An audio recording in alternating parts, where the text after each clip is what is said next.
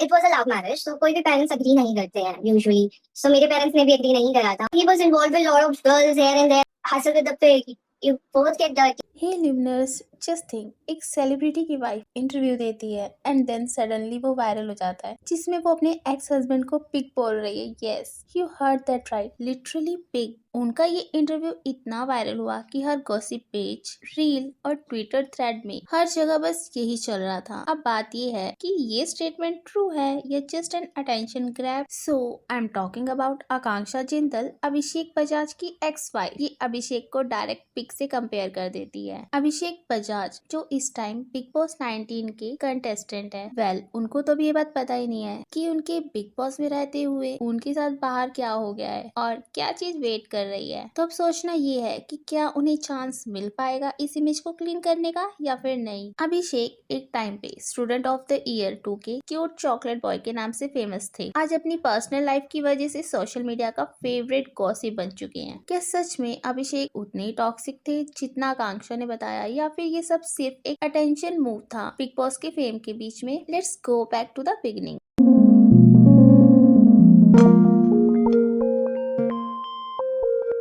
अभिषेक बजाज की journey simple नहीं थी। उनको जो फेम मिला है वो कोई ओवरनाइट नहीं था। उन्होंने अपनी जर्नी मॉडलिंग से स्टार्ट की थी, बट उनको जल्दी रियलाइज हो गया था कि ये मॉडलिंग उनके लिए लॉन्ग टर्म करियर नहीं है। कॉलेज की कल्चरल इवेंट्स, फैशन शोज, ये सभी उनको उनकी एक्टिंग की तरफ ले गए। 2011 में उन्होंने सोनी के शो परवरिश से टीवी डेब्यू किया। धीरे धीरे टीवी शोज जैसे एक ननद की खुशियों की चाबी, मेरी भाभी, सिलसिला प्यार का, संतोषी माँ में काम करते हुए उन्होंने अपना फैन बेस बनाया।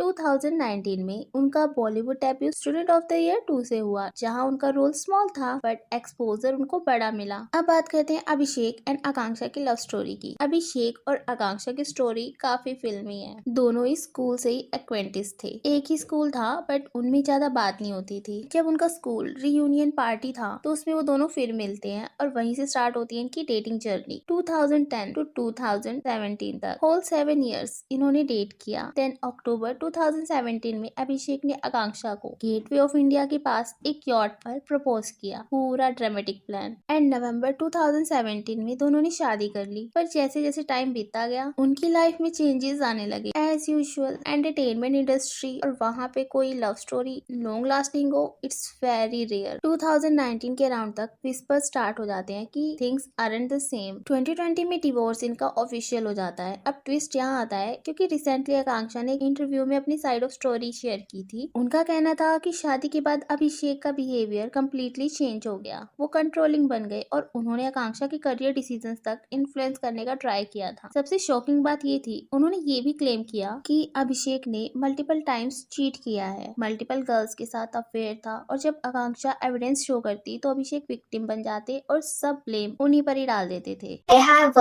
found some screenshots and things. I asked him. Instead, he started playing some victim card, and I don't know. He wanted to blame me. He wanted to find something against me. और उसके अलावा उन्होंने कहा कि अभिषेक उनकी ambitions और dreams को suppress करते थे, कोई वैल्यू नहीं देते थे। बेसिकली उन्हें उनका करियर परस्यू करने नहीं दिया जा रहा था। और बात यहीं तक नहीं रुकती, क्योंकि उसके कुछ टाइम बाद ही वो कमेंट वायरल हो जाता है जिसमें उन्होंने अभिषेक को पिग से कंपेयर किया था। ये comparison memes, reels and social media सब जगह वायरल हो गया। तब वहीं पे लोग कॉल आउट करते हैं, it's been years since divorce. फिर ये स्टेटमेंट्स अब कहाँ से आ गए? और इसलिए बहुत सारे फैंस ने कहा कि शायद ये सिर्फ एक पब्लिसिटी मूव है, स्पेशली जब अभिषेक बिग बॉस में है। और ये एंगल इसलिए आ रहा है क्योंकि अभी तक उन्होंने कुछ भी नहीं बोला था, पर जैसे ही वो बिग बॉस में जाते हैं उनका इंटरव्यू आ जाता है और वो वायरल भी हो जाता है। इसलिए पीपल सस्पिशियस है इस चीज को लेकर। 2019 टू 2024 में अभिषेक ने टीवी और फिल्म्स में काम किया।